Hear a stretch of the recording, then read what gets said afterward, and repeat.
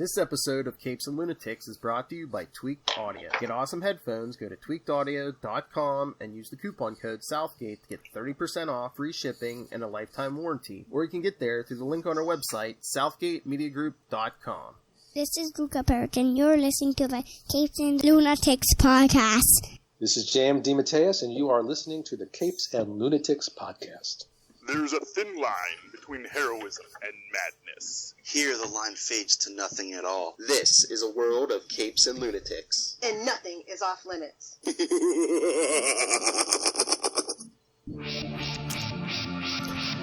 Hello and welcome to another fun-filled Friday night. It's the Capes and Lunatics, episode 168. One more week until Lilith's creation sees the light of day.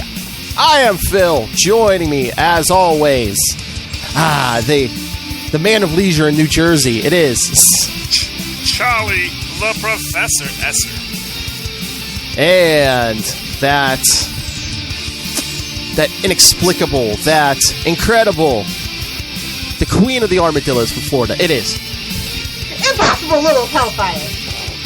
You're made of Archie Comics #1 fan. Woo! You're made of plants? What? Archie Comics #1 fan. Impossible Little Hellfire. Yeah, she said impossible. Like she's made of plants. That's our new branding. There you go. The Impossible Lilith. I buy it. I believe you are Impossible Lilith. Suck it, CBR. Either that or you're made of plants. So one or the other. It's Stoking that Twitter beef. We're impossible. So what's on the agenda, Captain? Wait, before we get started, yes, prerequisite. Nobody tell Rob and... There we go. Lilith just put the pedal to the metal. All right. You opened a can of soda pop. Clearly. Exactly. Watermelon flavored potato water. Juice. Seltzer of some sort. Some Potato sort of water. sensory delight. All right. Just Made with real potatoes. I'll let you know that. All right. My first thing was just a purely selfish thing. All right. So, I know I sent the link. I know you guys all saw. Next summer, June 18th, PIxar is putting out its newest movie about a young boy on the Italian Riviera. What is that title? Oh, that is literally Luca. Yeah. Titled Luca. This is Luca. Yeah. So long as he doesn't live on the second floor, it's fine. But yeah, I mean, I'm like, you like that? He's like, no. I'm like, why? I'm like, your name's gonna be on everything. We're gonna be able to get T-shirts with your name on it. People are like, maybe that kid for that movie. He's like, yeah. He's like, yeah. I'm gonna tell him no. I'm like, okay, I know. That's very cool. Yes. He Local wants man to lead and a stand life of out of the spotlight, and Philip just won't let him. Don't you want to be famous, boy? Oh, don't be a stage mom. That's bad. The kid has to want it like Ronnie Howard. Ronnie Howard wanted it. That was what made it different from Ronnie and everybody else. Ronnie said, no, Christopher Ronnie was the family business, and his parents didn't get involved. He said, I don't know, you want to be an actor? We'll we'll get you an agent, and we will have bring your little brother to your auditions too. He's picking his moments because anytime I'm like, he says we're trying to figure out something for him to do on YouTube. So okay. Yeah, he's got a lot to catch up with, man. Tristan's got 4 channels now. I was gonna figure out. Capes and Lunatics, the next generation is going to be in excellent hands. Oh, I just might not even have to adopt a grandkid. I just got to figure out how to hook up the so you could see him playing the game as he plays the Roblox because he'll walk you through Roblox. Oh yeah, well that's just get a game capture, get a cam link, get a game capture. Playthroughs are one of the biggest draws right now. Although you will have to get a PC for best results, Philip. Oh, well, he has one. Okay, well, there you go. I mean, just for streaming purposes, all the software works better. All right, yeah, you might have to help me with that. But yeah, I mean, you should hear him explain to my dad. He'd be like, Pap, this is what you have to do, and he goes through this big long explanation. Kids are wonderful. Mm-hmm. They will eventually replace us. Always. Thank God. Thank God. Yes. That's designed in obsolescence at its best. Meanwhile, Lilith will die and the dogs will eat her. I don't think so. I'm too gamey. I'm too tough.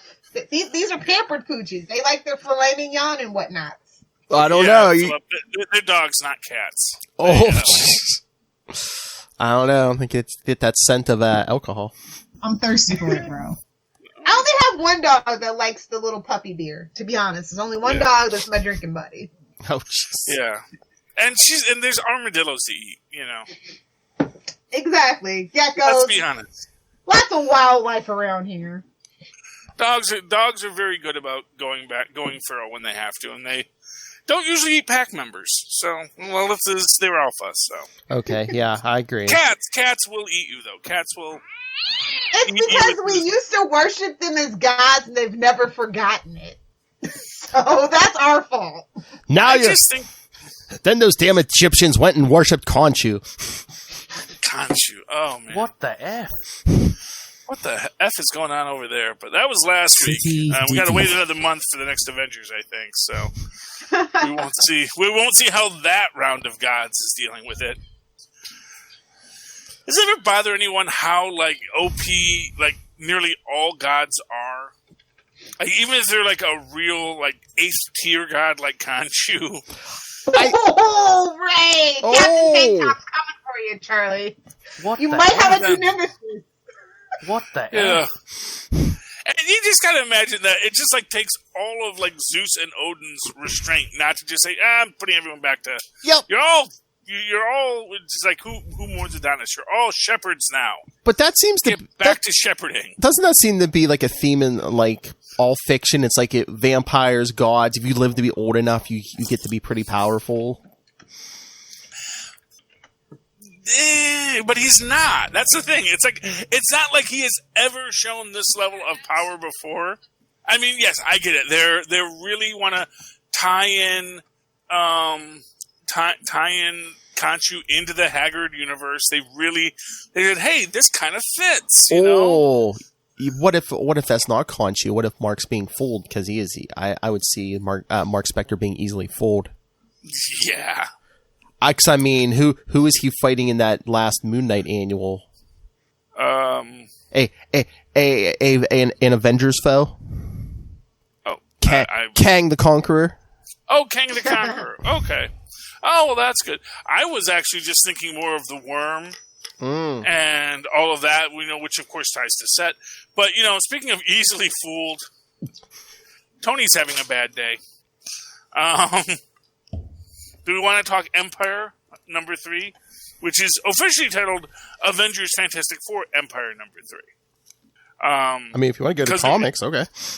I mean, no. Well, okay. Well, we'll wait. We were talking about people being easily fooled, and we'll save that for later. But do you have other mass media topics to discuss? Yes. Did everybody see? I guess they just announced it's not going to be till next year or later. I guess Kevin Smith has been tapped to create a new Green Hornet animated series. Oh, good. We're going to leave the live action alone. Yeah, it's an animated. Okay. Did he say? How did he feel about the Seth Rogen one? They're friends, kind of, sort of, right? So I don't think he would really. I'm sure they're. Well, I think Doobie Brothers, Yeah. I think he worked on an early version of that movie or a different version of the movie, but yeah, that was.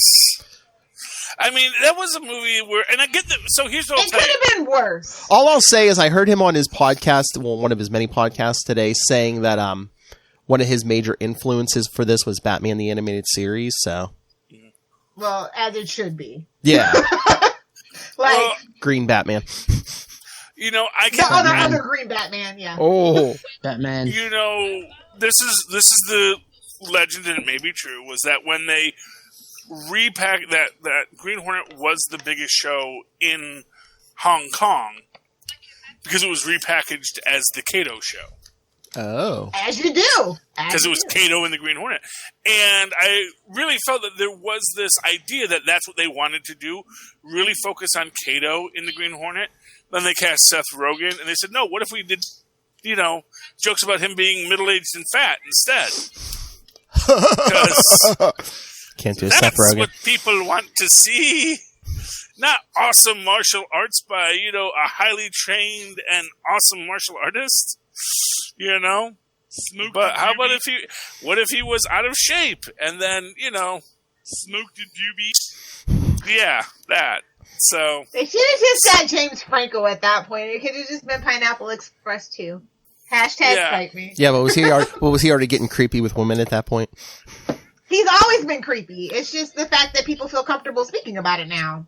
Okay. He's not the only Franco brother that's creepy, but that's not the topic we're talking about today. We're the one Franco brothers? So, what? I mean, I wish him well. I hope he finishes it.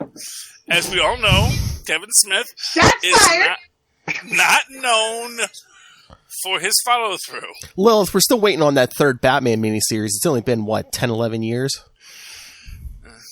Kevin Smith's gonna be Kevin Smith, and we're gonna love him for it, and we're gonna watch him cry. It's gonna be emotional. Daredevil the Target. I don't know how long that miniseries was supposed to be. He only got one issue out in 2003 or 2004, and nothing ever happened. Dude, I don't know what, but he's busy. Well, here's what Marvel said. I mean, here's what I'm sure Marvel says is look, number one's always so best. So Kevin Smith will give us a number one. That will sell. If he ever gets around to finishing it, most of the time, it's there's an anticipation and a delay, but it's with Kevin Smith, it's the delay's just baked in. So, smoked did you be? They just know it'll get there. But this is going to be an animated series, right? Yes, animated. Okay, so that he has to show up for.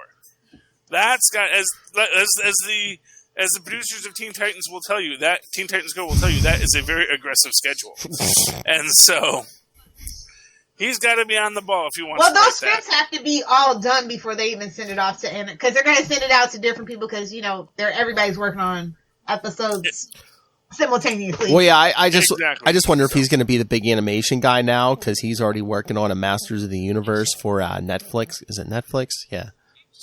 Yeah, I still don't know how I feel about that one. I don't think that he's the guy for that, but we'll see. We'll see. And if he breaks my heart, I know where he lives. It's fine. I can see him really excelling in animation. Expressly because, and it's going to sound kind of... Because he's a cartoon character? Antithetical. No, because he's not a visual guy. And he's the first guy I would say he's not a visual guy. Which means he's going to give it to animators and just say, yeah, can you make it so that they say these things? So what do you want them doing? I don't know. What do you think they're doing? Okay, well, have them do that then. Just make them say these words. And so you're going to get some really amazing animation from animators that are not being held to any restraints to tell amazing stories, just so long as they happen to get his dialogue in. He says, yeah, that's perfect, man. That's great. I said Green Hornet jumps and says this and does a backflip. And then we're going to get this, some kind of crazy thing, and it's going to be amazing, and it'll be great. And Kevin Smith will go, yeah, that looks great. And then him and Kato sit around and talk about Star Wars for 10 minutes. No. It's Kevin Smith. Maybe. Yeah. I don't know. Is he that obsessed with Star Wars anymore? Is anyone that obsessed with anybody? Well, here's what I'll say. I think people are obsessed with the new extended universe. I think we are so over the Skywalkers. Agreed. Rey buried those lightsabers. That story is ended. She became a moisture farmer. It's a good life. She's happy now. Now let's see what all the gangsters are doing. That's what we're interested in. Conan. We're going to see what the gangsters are up to. We're going to see we're going to see the Legend of the Darksaber get a lot of canon next Mandalorian. That's the big exciting story. And, more about the Darksaber. Oh, did you? There's a whole Mandalorian culture we're going to explore. It's going to be like the Ferengi. It's going to be great. Not the Klingons, which are just one note. It's going to be nuanced and subtle and different. It's oh, you think we're this, but actually we're all these other things too. Speaking of Darksaber, did you see he got an Emmy nomination for Mandalorian for Best Supporting Actor, even though he's only in 2 episodes or something? Who, Kevin Smith? No. What's his face from The Mandalorian, the one who played Taika Waititi? No, the Darksaber, whatever. Giancarlo. Yeah. Well, that's because it's about time. Overdue, if you ask me. Trust me. Because sometimes award shows are about that life. Well, we've overlooked you for so long, so here's this for that. Oh, yeah. Did he get anything for Breaking Bad? He should have. I don't think he did, but he should have. Oh yeah. But that's the thing. That's the game in Hollywood. You wait your turn. It's like being a Democratic nominee. You wait your turn. And to be fair, in that film, he shows up and he is really great. He is bestly supporting it. So I got no problem. I mean, I guess maybe I would feel that was Werner Herzog was the first guy in that, right? Was that Werner Herzog was the first villain in the story? That this is the first introductory villain? What, in The Mandalorian? Yeah. I don't know. I thought it was some director with a very thick accent. I thought that was Werner Herzog. But, and he said, yes, I have never seen Star Wars, but this seems like such a fun story to tell. But yeah, Mandalorian, I guess, got a couple Emmy nominations. Yeah. I mean, we said Watchmen got a ton of them, I guess. Mm-hmm. Well, Watchmen. And, it deserved it. Oh, yeah, definitely. And so now David Lindelof's like, yeah, I'm definitely going to probably do season 2 now. So, well, did he say that? But here's the thing. Sounds pointing to yes. Put it to you that way. Here's what I will say. That universe, that world, is a great world to have other stories told in. We don't need to know what happened after she ate the egg. In fact, I was speaking with someone online, and they basically said, hey, I'd love to see what's going on in Tallahassee, Florida. Let's get out of there. Let's go somewhere else. Let's see what the world is now. Well, yeah, do an anthology series. Squids, man. I heard somebody saying do an anthology series at different stories every season. Like True Detective or what is that, American Horror Story. Well, that didn't really work out for True Detective. But the idea is, I was just thinking HBO. Is that there's an established world that has a history and a canon that would be really interesting to tell lots of different stories. Remix is the word you're looking for. I mean, we never saw tell different stories. Not everything has to be a hip hop reference. Yeah, I mean, we saw That was his reference for this. That's the whole open letter. I guess nobody read but me. Okay. Well, no, I know, but yeah, and I get people use. I feel the term remix gets used too much, just because we use it in gum commercials now. Do we? I don't watch commercials. I wouldn't know. Yeah, well, literally, I don't. You're missing out on 50% of American culture, Lilith. Lilith is like, those things. Is it anymore? I don't know. Lilith is like, those things still exist. Even the Super Bowl commercials don't hit like they used to. Nobody Comic-Con's not hitting like it used to. I'm just saying, we're moving past it. The only good commercials are when they put up, like a Marvel trailer or something. And that's on YouTube, so, I don't even have to deal with that. Lilith, I will tell you two universal truths. People like things easy and people like things cheap. And commercials make things cheap and easy. And that's just the truth of it, and there's more people that want cheap, easy stuff than want to pay for curated content. So, who said anything about paying? What the hell? Well, I mean, I do. Some things that I do pay for, like YouTube Premium. YouTube's an absolute garbage dumpster fire. It's an ad every freaking 2 minutes. So yes, I pay for that experience on YouTube. Yes. Everything else, it falls off a truck. I understand, Lilith, but in order for it to fall off the truck, you got to follow that truck and take time. I support the actors. I don't need no. What I'm saying is, in order to get the stuff that falls off the truck, you've got to go out and find the truck, know what's on the truck, wait for it to fall off. Oh, honey. My whole RS feed is it's all cultivated, automated. I don't worry about it, but that's just me. I'm a professional. I'm an old pro. I know how it goes. Well, a lot of people would like to use their time to, read comic books and drink beer. And I do that too while it's downloading in the background. So, no ho-ho and a bottle of rum, There you go. Gimme. But yeah, it was a quiet week. Really? What? I mean, Regis Philbin passed. We have to give yeah, Regis. Yeah. Poor Regis. He lived a good life. He was 89. Yeah. He was 87, but he lived a good life, a fabulous life. So Regis lived a fabulous life. And it wasn't like it was long and drawn out. It just, Yeah. Mm-hmm. Yeah, he actually had his last guest spot like a few months going ago. out like Stanley, I'm telling you. It's... Well, because that's the great thing about guest spots. You only have to show up. You get to sit in the chair most of the time. You got to stand up and do a little thing, and then you're done for the day. And then you get to sit back in the chair and watch everything else, and it's lovely. That's how me and Charlie. That's how me and Charlie are going out at our times on camera. I mean, in the future, we probably will all be recording ourselves for security purposes. So, quite possibly. Well, what I'll say is, it was always my dream to die in a makeup chair. But at the same time, I think now I think, oh man, I hate to let everyone down if I died in the makeup chair, because that means I was in the middle of a production. That would really make everyone's lives hard. It's like, maybe I'd like to die at the premiere after the last credit rolls, What did you say? You mean after the last post-credit scene? Because that's how we roll. Well, heck, I can die once the first scroll comes up. That way I don't even know if they hated it, so it's great. So it's like a Charlie Esser joint. And then, but did anybody check on Betty White? Because I was like, yeah, we gotta check on Betty White. She's doing okay. She's taking her baths in Lazarus pits, man. Yeah. Seriously. Well, no, she is. First off, she's a woman women tend to live longer. She is in relatively good shape. She's lived a long and healthy life. And it's one of these things. It's and she's beloved. So it's not like she's dealing with a lot of negativity. Like if she was still playing her old roles, because she used to always play. The even in the most recent movies, that movie with Ryan Reynolds, she kind of played the old racist, nasty lady. You're like, if you are like a 90s kid like me and you watch Golden Girls on reruns, you're like, not my Betty White.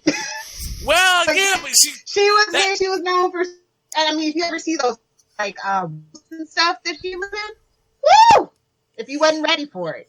Yeah, well, you go back, and if you watch Mary Tyler Moore, you watch Mama's Family. Yeah, Mama's Family, yes. Yeah. Her character was just, a conniving. But like I said, it's that Golden Girl magic. She was much more a Rose or much more a Blanche than a Rose. Yes. In the original. In fact, I think she auditioned for Blanche, and they said, you know what? Let's change it up a bit. Yeah, we're gonna make Rue. Because they already had the lady that played Maude, basically. B. Arthur. Being Maude. Yeah. Yeah. So. Well, she too was a national treasure. How could you forget that? They were all national treasures. How could yes? She's the last one left, and I'm just like. Lilith, how could you forget Deadpool's favorite, B. Arthur? Come on. I know. I'm drinking. Leave me alone. You just started. I'm actually like 3 deep now. I'm trying to catch up. Okay. She's got a funnel, Charlie. She's just pouring them in 2 at a time. Not supposed to shotgun them. Box wine, you just tip it and go, bro. You hang it up on the little thing and you tip it and go, okay? Go ahead, throw it in.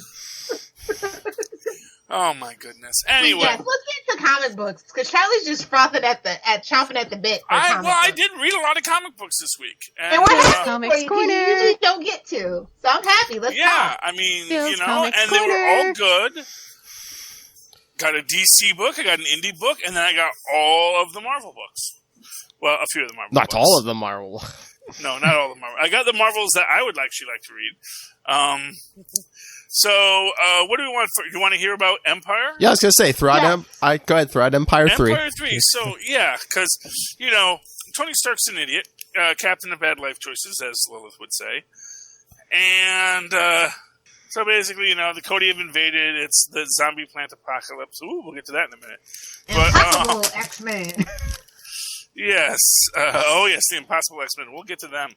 But, Tony's like, oh, why didn't I understand that I was being played like a sucker? I was an idiot, and all this stuff. Because you're Tony Stark. Yeah, and Reed's sitting there like, I don't want to be mean to him, because I realize that, he doesn't... But also, Reed can't help it.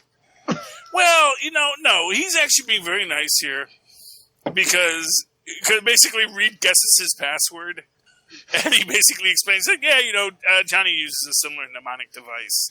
He's like, oh, great. So I'm a little, except he says he doesn't do the number substitution. He says, oh, great. So I'm just a little smarter than Johnny Storm. Oh. And it's like,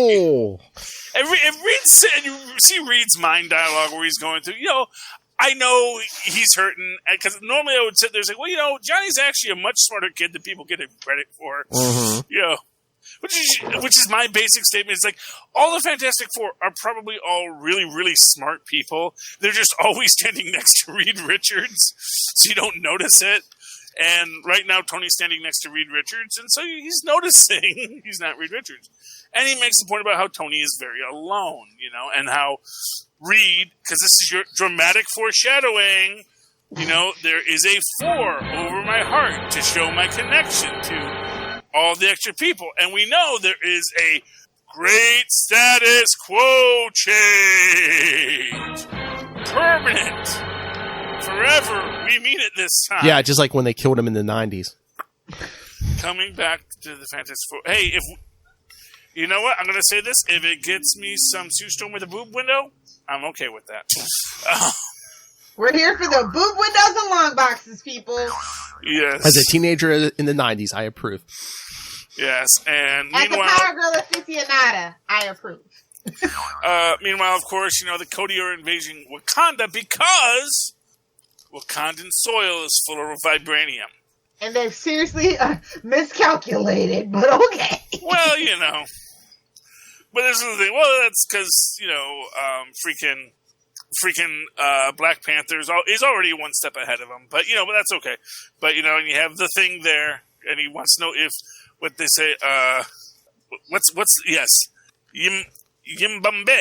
And he says, does that mean what I think it means? And Shuri's like, you don't know what that means? You don't speak Soshi? Or, it's like, no, So, well, it means to stand for him. He's like, oh, yeah. No, I just thought it meant, it's clobbering time. He was trying to do a setup, and Shuri was giving him, language. He was like, oh, come on, it's fun. But, yeah, so they're smacking around the plants, and that's good. We have Evil Swordsman, and Jen's got her brain back, so that's fun. It's like, what if we just magically fixed her all of the emotional scars that have made her talk like a dumb Hulk for the last few issues? Let's just do that so that we don't have to deal with it in this series. For the last year or two. Yeah, it'd be too hard for the story. Let's just magically fix that. That's just beep. Yeah, and it's weird because it's fixed by a Cody thing, which means okay, now that she's fighting this Cody, are they going to take that away from her? What's the storyline going to be there? We're not worried about that right now. And King of Space. Yeah. I was going to say, Carol Danvers is the new Kree Accuser. Mm-hmm. Yep, Kree Accuser. Accuser Danvers. Her hammer is bigger than Thor's. Yeah, well, only the handle.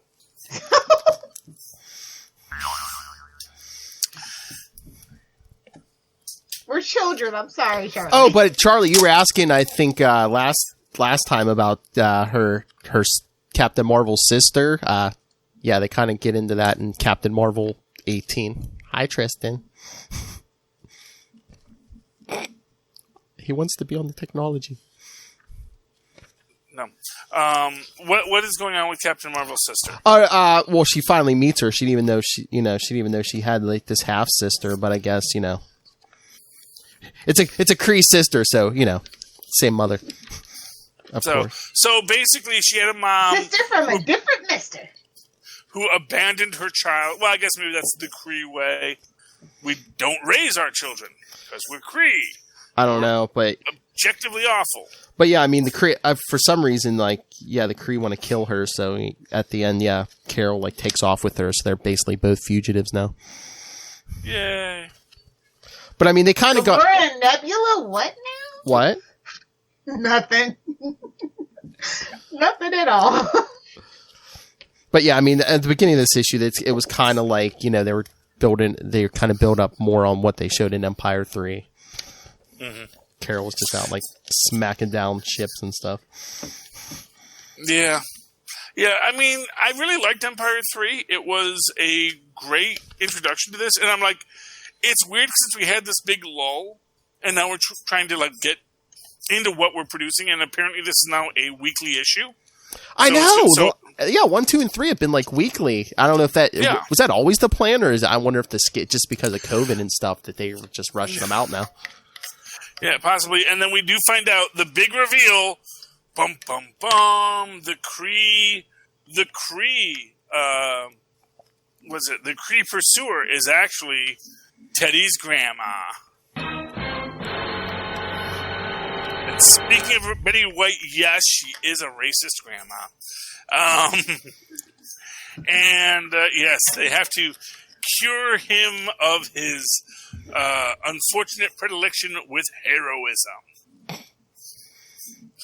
Which, of course, informs the Hulkling story and in that one, we don't get the reveal of it, because that's the thing. You read that first, and then you get the spoiler, and then when you read Hulkling, which takes place before it, and you have, I think her name is Thanalos, the pursuer, and all of her undermining of Teddy and Billy's relationship kind of plays into it, and you go like, oh, that's why she's being a BIIC. Okay. Ooh. Yes. So yeah, that's great. I do recommend Emperor Hulkling. It really is a very lovely tale of Billy and Tommy, or not Billy and Tommy, of Billy and Teddy. Mm-hmm. And Tommy. First of all, I didn't know Tommy was gay now too, so that's cool. I'm not sure who he's dating. I don't know if those sexuality is a spectrum. It's fine. Well, yeah. No, I mean it's fine. I don't care. I just that was a new twist to the storyline for me, but that's fine. I'm actually more interested in who he's dating, because he's dating clearly someone, because this person has like gigantic red eyes. I don't know if those are like glasses or bug eyes. I don't know if he's a mutant. So I didn't know who that guy was. I was like, oh wait, who's this guy? And they don't tell you in the issue. It's like, because I'm sitting there, I was like, wait, is that like? Because the first thing is that supposed to be triathlon? Is that Prodigy? Who is this person supposed to be? So it's a black guy with something on his eyes. They may be goggles. They may be just he has bug eyes. We don't know. But that's Tommy's boyfriend, and Tommy is Black Manta, and it's the DC Marvel crossover we've all been waiting for. Maybe. I mean, honestly, well, I still say Aqualad is secretly Black Manta's son, but that's everybody thinks that. I'm just saying, man. One night in a foxhole, who knows? Whoa! But that's how it worked out for Teddy and Teddy's mom and dad. Mm-hmm. Just we're there. We're prisoners. We kind of feel we're all prisoners in the roles we've been cast in. Yeah. So anyway. And we also get a lot in the Hulkling story with Teddy's relationship with Claret, who killed the handmaiden that he thought was his mom. So, but what's also weird about this is like also Tommy clearly remembers all of their existences as the children of the Scarlet Witch. Because he specifically references the time that they were Master Pandemonium's hands, and he had to scratch his behind. And which hand did he use? Because Tommy obviously has a lot. They're kind of setting Tommy up to be in that kind of Quicksilver thing where he betrays the Avengers. I don't know. No. I'm just saying they're laying the groundwork now. But, no, all in all, that was a good story. I really enjoyed it. Oh, but if anyone wants to know more about Empyre, join me and Charlie Esser on the 300th episode of Super Connectivity, which we'll be recording tomorrow with Al Ewing, who is one of the writers on this issue. There Look we go. At my boys go! So proud of you. Writer, 300. Writer of Empyre. I wishes they could get those numbers. Yes. We do this a lot, so that's good. We'll have to make sure you're on 369, Lilith. You got it, buddy. Because then we got 3 and 69. Whoa. 169 each. So, yeah. So, yes, but we will definitely discuss Empyre tomorrow. We'll Immortal Hulk. Talk Immortal Hulk. Correct? Yep. He does that too? Okay. I want to ask him some Guardians of the Galaxy, because he's writing that right now. Don't forget Quasar. The boys will never will never forgive you if you don't. Tom Brevoort said Quasar supposedly, Al Ewing has Quasar coming soon in Guardians of the Galaxy. So yes, I'm going to ask that. Yes. But which Quasar? Bum, bum, bum. It's Big Riley in a Quasar suit. Well, no, but technically it's not Philovel. What's her name? But there's the new lady who's the Quasar now. Avril. Yeah, but Wendell Vaughn's been running around in quantum bands recently too, so it's like no one knows what's going on. Oh, my. They co-located because they're quantum bands. They can do that. Again, I don't know why they don't do more than one Quasar and make it, do like a Green Lantern Corps type thing. Yeah. Quasar Corps. Sounds good. Well, and much like the Green Lantern rings, yeah, we can just make as many as we want. Exactly. The rings just come from the rings can create lanterns and the lanterns can create rings. How is one... So the bands just quantumly co-locate and they just create more. How is one sentient being supposed to protect the whole universe? Yeah, well, arguably, the universe is actually supposed to be a little bit chaotic. That's sort of the idea. That's why there's a Galactus. It's like there are supposed to be galactic threats. So it's like when you say protect the universe, what you mean is just don't let it get out of hand. You're supposed to be. You're supposed. It's sort of like being the maintenance crew at the Acropolis. It's a ruin. You're not supposed to fix it. You're just supposed to make sure that it's decaying properly. So that's always the thing, is you put a sentient in charge of these things and they start to think, well, I guess I should just make everything right forever. It's like, nobody asked you to do that. That's the problem with the Star Brands, because the Star Brands give you a planetary defense force. It's like, okay, why don't I just blow up the planet and that'll defend it? No, Star Brand. Bad Star Brand. This was a poorly thought out idea. All right. Lilith. Sorry, Jim. Lilith, did you read any Spider-Man? I actually picked up Spider-Man Noir #2. Ooh, me too. The story is Nazis. It's your standard Nazis, punch a Nazi in the face story. But the artwork, oh my god. I am still in love with this artwork and literally would have only bought the book for the artwork. Which dun, dun, dun, dun. I think I did. I mean, most of it was them traveling. Yeah. But yeah, I'll continue to buy the book for the artwork. Hopefully the story picks up. It's just stunning. I'm in love with the artwork. I mean, again, too, remember, we lost momentum, too, because issue 1 came out how long ago, thanks to COVID. Exactly. But yeah, I mean, it's a decent book, but I think it might even be better, binging it in a trade or something. Probably it'll be.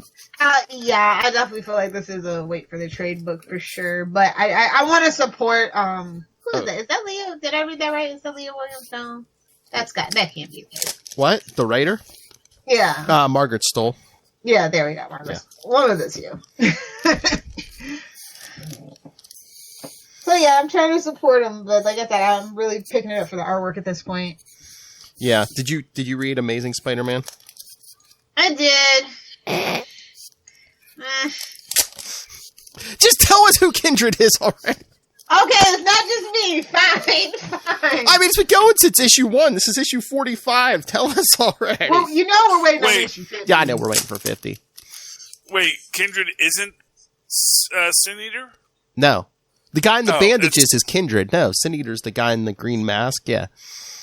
Oh, he's in bandages? Yeah. Oh, he's Kane. No, it's supposed to be somebody somebody dead from hell. Kane's alive somewhere. Kane's alive? You sure? Yeah. Are you sure? Are you sure Kane's alive? Oh my god, that's gonna be horrible if it's Kane, but yeah, or maybe it's one of the 800 times Ben Reilly died. Yeah, I mean, I love Ben Reilly. When he's dead or missing, or you know who it could be? Superior Spider-Man. Ooh. Because they let Otto out, and they had to say, no, Tolliver, you're in. I don't see Tolliver being that mean. No. Unless he's, working all the angles. They said, they were hinting around at a connection with Peter, definitely, and I thought they were connecting with Norman. I was going to say, Lilith, whatever happened to Gwen Stacy's kids, that couldn't be the daughter of Gwen Stacy, could it? It better not be. I thought they buried that story. Yeah, they definitely should have. We don't talk about that in the Spider-Man fandom. At some point. No, they kind of just like didn't mention them after Brand New Day started. I mean, so we just assumed that Brand New Day fixed that little thing on up. They were. Mephisto, he's always holding those chips in his pocket somewhere. Yeah. Well, here's the thing: if they existed, here's the thing: if they existed and now they don't, what happens to their souls? Ooh. Limbo? Purgatory? Possibly. I'll give you one better, though. Maybe it's Captain Stacy. Ooh. He's a New York City cop. You're going to tell me they go to heaven? Oh, my God. Excuse me, sir? Captain Stacy was a damn gem that was too good for this world? He died saving a child. He died saving a child when that maniac Otto Octavius knocked them chimney down on the street. Yeah, okay, so he died doing something heroic, but how many times has he planted evidence on somebody? How many times has he beaten a confession out of somebody? How many innocent men has he sent to the electric chair in his years? Because it was just, because we got the guy. We got the guy. Let's just call it a day. Charlie's not allowed on our Spider-Cast podcast. I don't like this. Captain Stacy. I'm not saying that's Captain Stacy. Captain Stacy didn't have the energy to do that. He was like almost as old as Aunt May, I swear. Well, okay, but what I'm saying is he did a lot of stuff before that. He got to be a captain. He got to be Captain Stacy, which means he used to be Patrolman Stacy. Maybe he took a little money on the side. Maybe he looked the other way. Maybe he looked a little too closely when certain elements moved into the neighborhood. I don't know. It might be Gwen Stacy's kid. Maybe it's the daughter. Because Lilith, do you remember? This is Sins Rising. Do you remember the name of the story when they revealed the kids? What was it? Sins Past. Damn it! No. They better not. We leave the Stacys alone. Yeah. Sins Past, Sins Rising? Oh, you know who it is? Huh. 616. Gwen Stacy. May Parker. Oh. The child that Mephisto went from existence. Oh! Now that I can get behind. That could be too, because who made Mary Jane miscarry? Well, it was an underling, but it was sent by Norman Osborn. As you do, because Norman just can't see people happy with children. Well, I mean, I'm just saying May, but in the idea that there was... But I'm just saying. Because that's the whole reason. I have to wipe out your marriage because you're going to have a child who's going to be amazing and save the world, and I can't have that. So would you like to let your aunt die or have a child who might one day save the world? Kill the child, save the 900-year-old woman. That's what Peter said, because Peter can't handle life. I think it's the kid if it's the kid Mary Jane was pregnant with at the end of the Clone Saga, because Norman caused that miscarriage. And so for some reason Kindred has a problem with Norman too. This back up? Why are we opening old wounds? I want to know. Clearly it's someone who has access to Heck. And here's what I'm saying. Because they won't tell us who Kindred is, Lilith. To go with the theory on Gwen Stacy's children, this idea that there are people who exist that have now been removed from existence. What happens to their souls? And if you think about time as being a existence, there was a timeline in which this child existed. Arguably, the Annie Parker and the one where they did stay together. Mm-hmm. So Annie Parker. So this could be evil Annie Parker from the 616 who never got to exist, was brought to Heck by Mephisto, and then molded into his perfect spider. What do they call Ben Parker? The baby Ben Parker, the scion, or the being that'll take over the web kind of thing. You know? Oh yeah, the inherit, and then now Mephisto controls the web of destiny. Bum bum bum. Oh, and I don't know, the There's a plan. Gwen Stacy's kids, fathered by Norman Osborn. Do you think Mephisto would be interested in those kids? No. Why? Nobody's interested in those kids. It's like, no, there's some randos between a teenager and an old industrialist. Osborn DNA without the cornrows. I'd love to see that. I don't think that's possible. But oh my god, the daughter looked exactly like Gwen Stacy, down to the headband and everything. I hate comic book genetics. We all do. We all do. You know, it's bad enough that just random people look exactly alike. It's like, I mean, like, honestly, though, I've seen TV shows that try to pull, I'm just going to call Pretty Little Liars out. Just because you're white and a blonde woman with blue eyes doesn't mean you're automatically twins, okay? That lady was a foot taller than that woman. I said, excuse me, ma'am. You mean like the Land sisters? They don't look anything alike, and they definitely don't look like River Song. I'm just saying. I'm just saying, all white people look alike to me, so. I can tell the difference on occasion. Well, you probably have a keener eye than I. Can you now? Oh, damn it! I don't pay attention to people, so I'm very bad at discerning who I'm talking Names, faces, they mean nothing to me. That's why I like the names underneath the faces and the things. It's like, we should all just have a name tag. It makes life easier. He's like, okay, whoa. Elaine. Steve. Anyway. Did anybody read X Factor? No, is it good? No. No, it's not good. Okay, I had a fear of that. I was like, okay, because I'm here for the Peter David's, the stuff Peter David wrote, and the only member was what, Polaris, right? Yeah. Well, I mean, Prodigy is okay so far. And everybody else kind of. And they wonder why they keep trying to reboot this book and wonder why it's not works. Bring in that team, Havoc, Polaris, Madrox, Strong Guy. I mean, they get the guy who did, Domino and Web Warriors.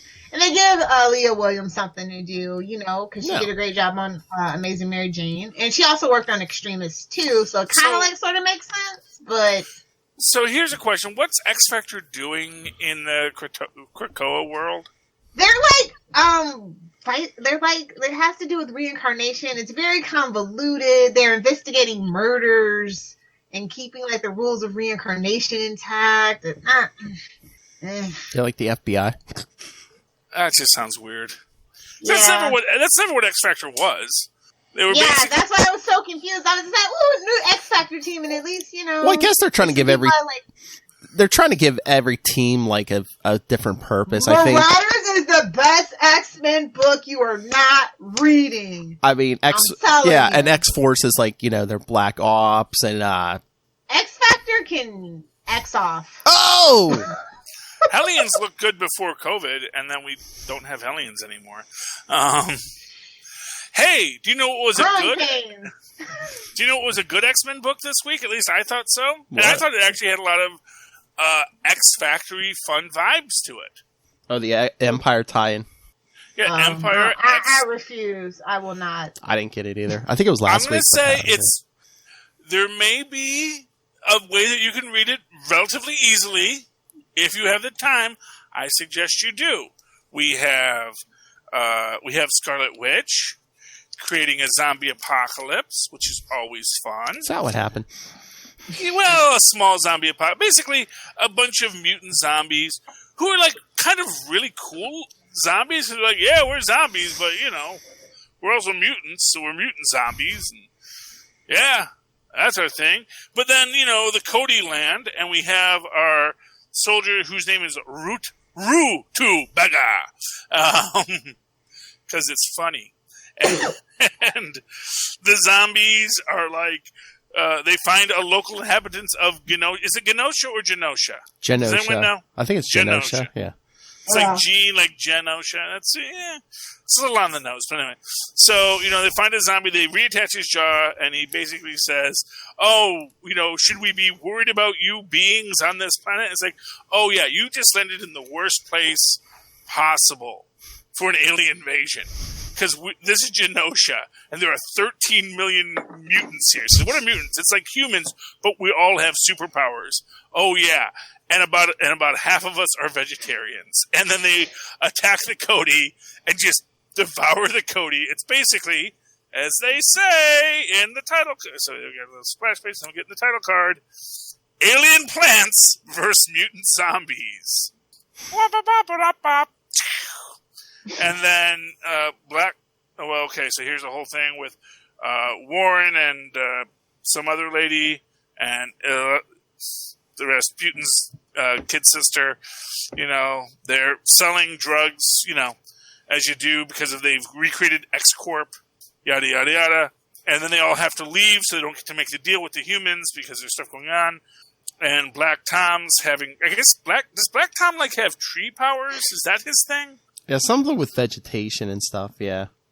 Because he's saying, like, oh, the Genosha gate, it's having problems. There's a whole thing about, like, the gate, about the plant gates, and I think a whole point about, oh, we always have to fix these things. Like, yeah, because they're plants. They're not a machine. You have to go and tend your garden, you know. And anyway, so we send a team there. Also, apparently the mutants are actually feeling very understaffed, because that's a whole big thing where, like, Warren thought that Xavier was trying to pull him off of the corporate gig because he didn't trust him. And it's like, no, I trust you a lot, and I kind of need to have my most experienced teammates with it. And actually, really, it's a nice thing because it actually has them showing that, look, we've teamed up with all of our enemies, and it's still not enough people because we're actually in a very precarious situation. So that was neat. They go and they basically tell Warren he can take one extra mutant with him, and of course he picks Madrox, the Multiple Man. And they do find the Genosha or the gate, and they figure that the best thing they can do. Okay. So, so first they get all the plants coming after them, and they have to kill all the plants. And they realize then the zombies are coming.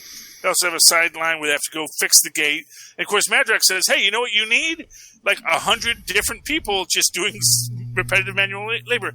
And Multiple Man grew up on a farm, so he knows all about weeding. So that's an important fun fact they don't really mention there. But weeding people.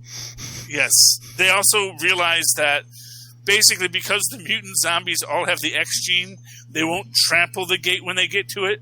They will all run through the gate to Krakoa. So they have to keep the mutant zombies from taking over Krakoa. So, and there's a whole thing here where then we get, and this is the part everyone's got to love, is after all of there's something here with Goo and Madrox and Goo clones, and they get a bunch of old ladies show up because they know about gardening. And so it becomes alien plants versus mutant zombies versus old ladies. Oh, those old ladies were in an issue, one of the last couple issues, yeah.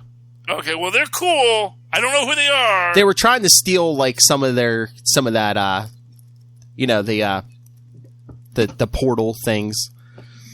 Okay, are they anyone? Should I know who they are? No, they're new, I think, but they're just like scientists or something. Yeah, I love them. I love the old ladies. So yes, more of that. Tristan, turn that down. Yes, he just found a new animated person on YouTube called Let Me Explain. It's very fun and enjoyable, so watch it.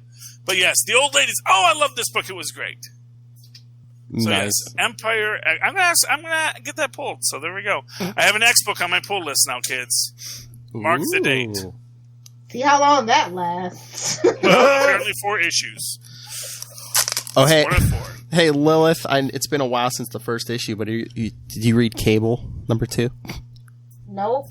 I don't know what's going on. I'm kind of here for it right now. I mean, he's running around with a Space Knight sword, like Rom Space Knight. He's running around with one of their swords. You talk about you thought the throuple was bad. He's dating all 5 Stepford cuckoos. Get it while you can get it, boy! Okay, can we just see? That doesn't seem like a throuple to me. It's not. It's more than a throuple. No, it seems like a harem. It's to be at all. He's got himself a harem. He's living, exactly. The I'm not dream. comfortable. 5 limbs, baby. I'm not comfortable with a harem.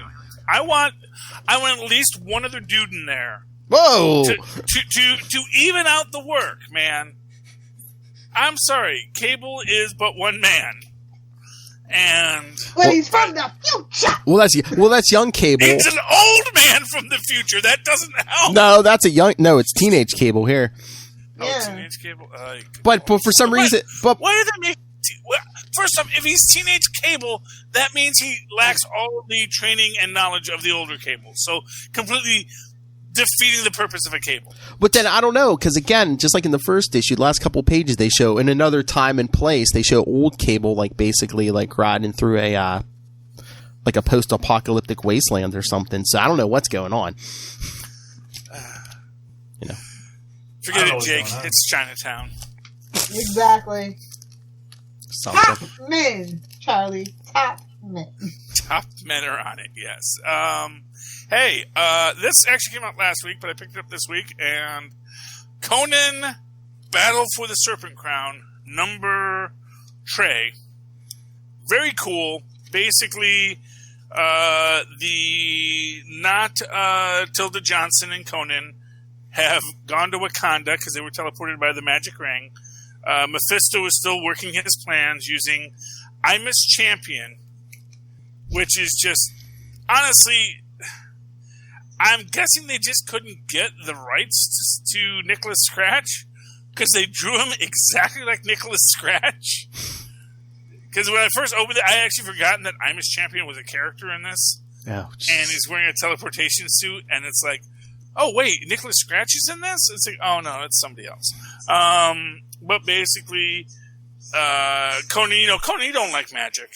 And when he realizes that the ring is magic teleported, he throws it away, and then the ring puts itself on him, and he's like gets controlled by the ring. The ring takes him to a place, and then in classic BA fashion, Conan basically shatters the ring by force of will. Because Conan, in his time, has been controlled by sorcerers, but realized that no matter how strong your muscles are, human will is stronger than magic. Boom.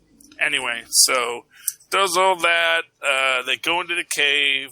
I'm blanking on her name again. Anyway, but yeah, not Tilda Johnson. Tilda Johnson, we couldn't get the rights to. Basically, they go down into the cave. They find the secret lair of the Set Temple. And then, of course, Black Panther shows up because they're like, why are you looting an archaeological site that even we didn't know about? And then, Black Panther and Conan have a very nice battle. And Conan's like, how did you learn to move that fast? I was about to ask you the same question. So it's a very friendly, delightful battle that eventually ends when, Black Panther does stun him, but then freaking Imus Champion shows up to steal the scepter, because that's the Serpent Scepter that does something with the Serpent Crown, because that's the whole shtick for Mephisto to take over the world, and Imus Champion gets to rule over Earth. As Mephisto, why does anyone take that deal? Why does Lex Luthor even want Australia? Because that is literally the idea. He's like, well, you'll get to rule all over Earth as I destroy the universe outside of it, And that's always the deal they make. Some people like to have basically, I will give Luthor this much in that he was willing to accept Australia because he knew basically Zod and the rest were going to take over the world anyway. Best he could do is like, well, I can make a kingdom in Australia. If I can work it out, then I can have my protection. Maybe that would buy him time. Exactly. But, these guys are always like, yeah, no, I just want to rule over a bunch of people and see, I'm the biggest guy here. And why do you make deals with them? Anyway, next week we're going to go to Atlantis. Or next month we're going to go to Atlantis. Because it's always great that beings that can't breathe underwater are going to fight Namor underwater. But sure, why not? Anyway, I got 2 more books. Let me know what you guys want to talk about. I don't know. I was just going to do one more. Iron Man 2020 number 5. Again, Arno Stark still being a douche. You know how Tony was like, I'm not the real Tony Stark, wah, wah, wah. I don't know if they're cloning him a new body now, because they're saying they're getting rid of all the artificial cells, and like they're rebuilding it with DNA samples from, well, I mean, I believe that there's Tony Stark DNA floating around all over the place, but I mean, so I don't know if they're just like rebuilding him, like cloning him a new body or something. Are the robots making him a new body, or? Well, no, it's that Andy. No, he had a scientist or two on payrolls. I mean, so the scientists are making a new Tony Stark. Because they just said they're replacing the artificial cells with, Tony Stark DNA. So that's what I'm saying. So cloning? Wait.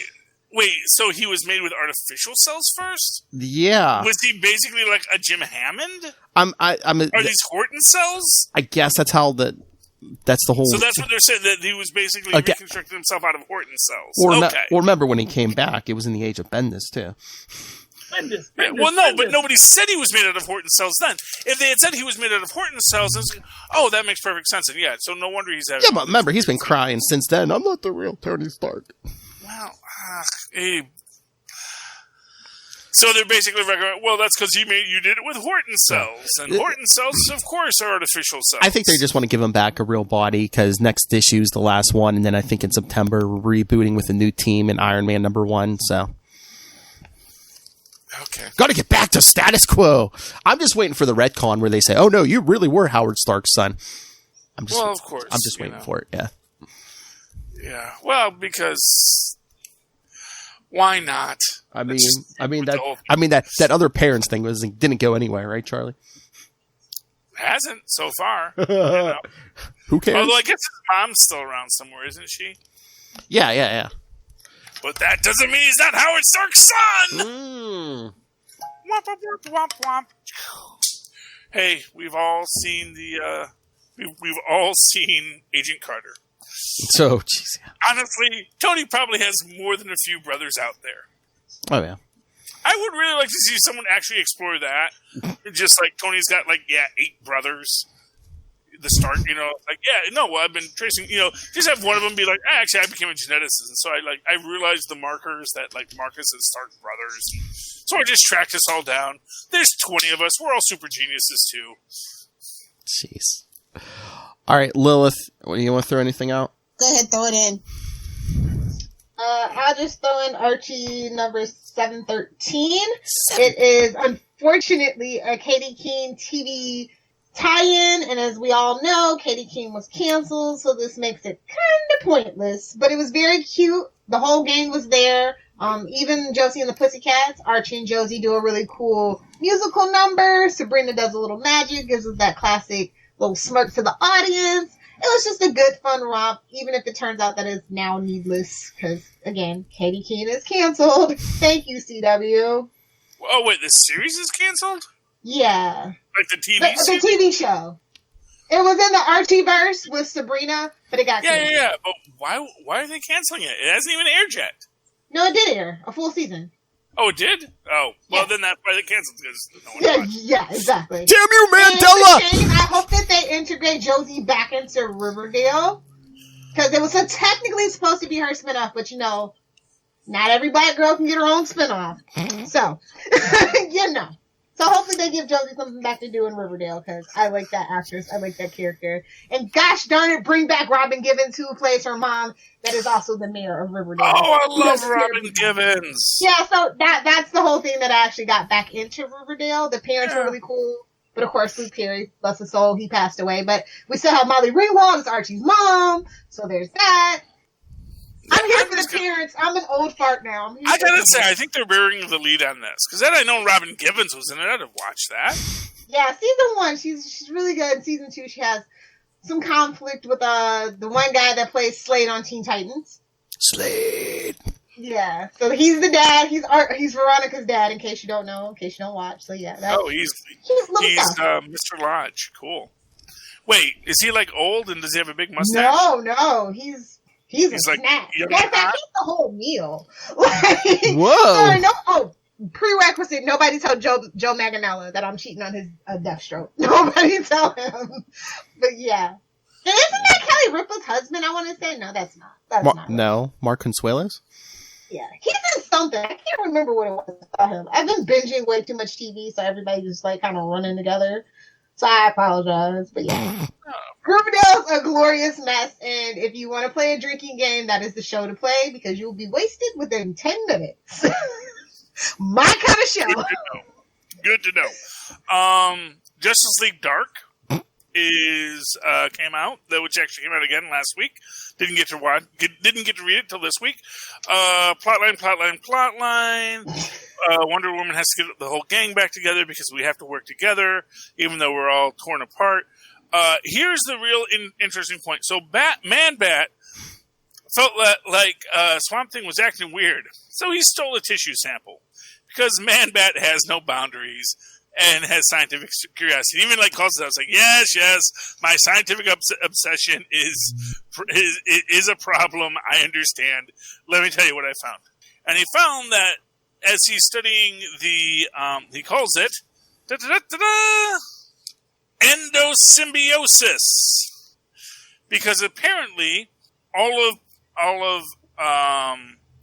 Swamp Thing's cells are now integrated with other things, not just the green, but the yellow and, the yellow, really just the yellow and the red we see.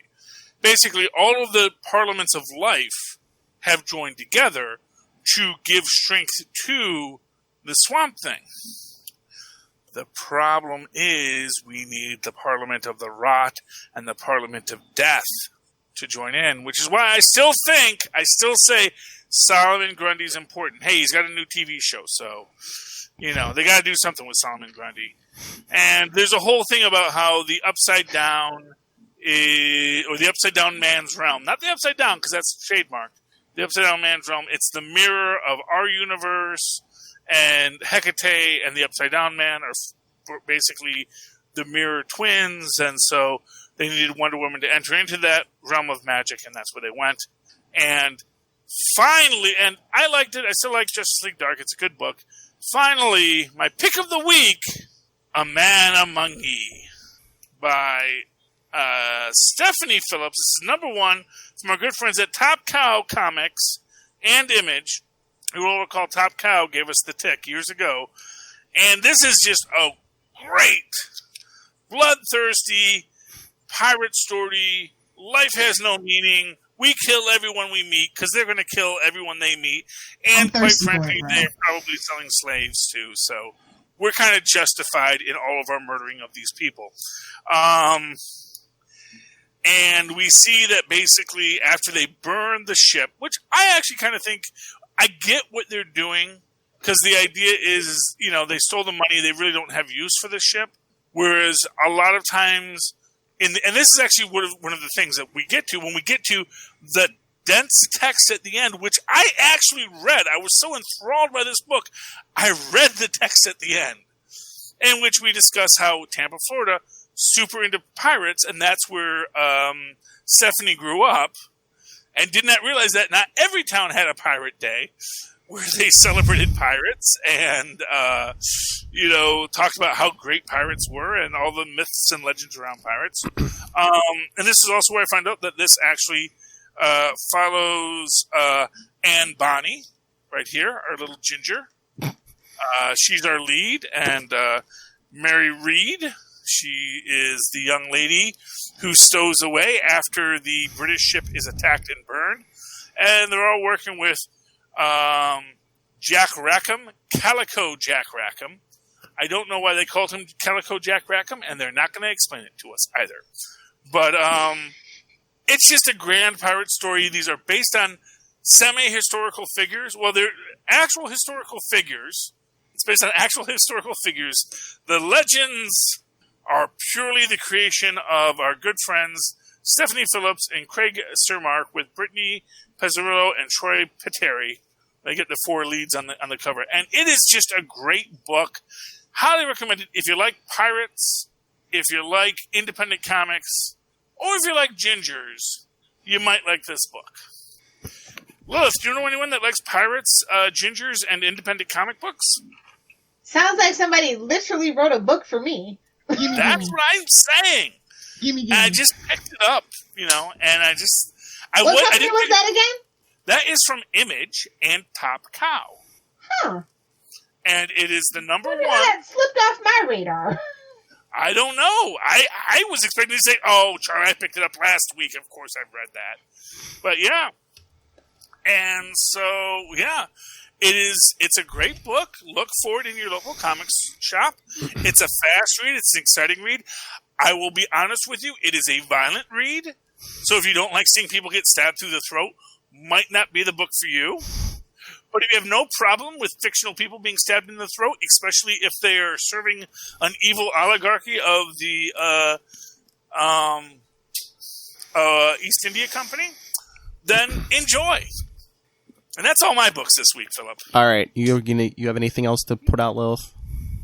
No. Just Archie. Read more Archie, guys. Oh, yeah. Because me and Lilith have another show to do, so.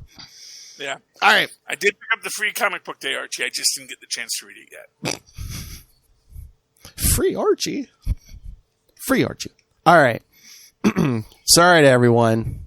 So, buckle in. Prepare yourselves. Next week, it's the big Lilith Hellfire 169th episode extravaganza.